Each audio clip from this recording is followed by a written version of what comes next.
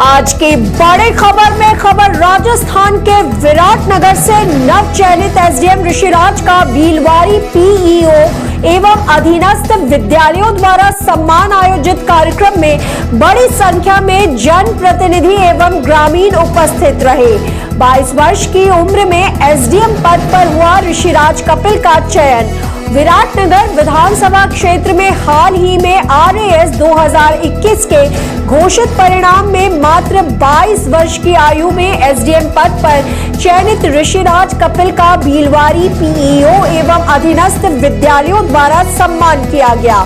कार्यक्रम में CBEO Shahpura Shri Gendalal Raigar, CBEO Thanagazi Shri Ram Singh Meena, CBEO Viratnagar Shri Shankar Lal Meena, PEO Bhilwadi एवं प्रधानाचार्य श्री अशोक दाहिया, सरपंच ग्राम पंचायत भीलवाड़ी श्री रोहिताश्व सिंधु, प्रधानाचार्य रसनाली श्री राजेंद्र गुर्जर, एसडीएमसी सदस्य श्री प्रदीप सिंह शेखावत, श्री दिनेश सिंह शेखावत, श्री प्रभुदयाल शर्मा एवं समस्त अधीनस्थ विद्यालयों के स्टाफ, विद्यार्थी और ग्रामीण उपस्थित रहे। ऋषि के पिताजी श्री हरिराम रैगर जीएसएसएस भीलवाड़ी में वरिष्ठ अध्यापक विज्ञान के पद पर कार्यरत हैं। विद्यालयों द्वारा उनके पूरे परिवार का सम्मान किया गया। कार्यक्रम में ऋषिराज ने अपने संबोधन में कहा कि अपने लक्ष्य के प्रति और स्वयं के प्रति ईमानदार होकर अगर निरंतर मेहनत करें तो कोई भी सफलता हासिल की जा सकती है। विराटनगर से संवाददाता मेमराज मीना की रिपोर्ट। मुझे छोटा सा विवरण देना है कि मैंने अपनी सफलता कैसे हासिल करी और इस सफलता में किस किस का मुझे सहयोग रहा। तो सबसे पहले तो मैं अपनी सफलता का श्रेय अपने दादा दादी, माता पिता एवं परिवारजनों और मेरे गुरुजनों को देना चाहूंगा, जिनके मार्गदर्शन, आशीर्वाद और सहयोग के कारण आज मैं इस मुकाम तक पहुंच पाया हूं। इस सफलता तक पहुंचना एक तरीके से बहुत कठिन भी था और बहुत आसान भी था। ऐसा लग सकता है कि पहले प्रयास में यहाँ तक पहुंचना कहीं कोई आसी खेल तो नहीं, क्योंकि इसके पीछे एक एक दिन की, एक एक पल की और हर महीने की, हर साल की अपनी मेहनत पूरी जुड़ती है, तब जाके हमें ऐसा परिणाम देखने को मिलता है। किसी ने सही कहा है, मेहनत इतनी खामोशी से करो, मेहनत इतनी खामोशी से करो कि सफलता एक दिन खुद शोर मचा दे। जब हम खामोशी के साथ मेहनत करते हैं तो सबको लग सकता है कि पता नहीं कहाँ गायब है, क्या कर रहा है, हमारी बात नहीं सुनता। लेकिन एक दिन एक कोई पीडीएफ आएगी रिजल्ट की, जिसमें आपका रोल नंबर होगा, जिसमें आपका नाम होगा। वो रोल नंबर, वो नाम आपके ऊपर उठाए गए सभी सवालों पर विराम लगा देगा और सभी लोग आपकी सफलता पर नतमस्तक होंगे।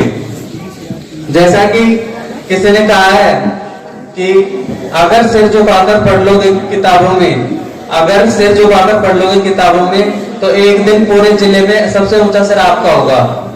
तो हम जितनी ईमानदारी और लगन के साथ मेहनत करेंगे, उतनी ही आसानी से हम सफलता प्राप्त कर पाएंगे। इस सफलता की बात करें तो सबसे पहले हमें अपने लक्ष्य के प्रति ईमानदार होना चाहिए।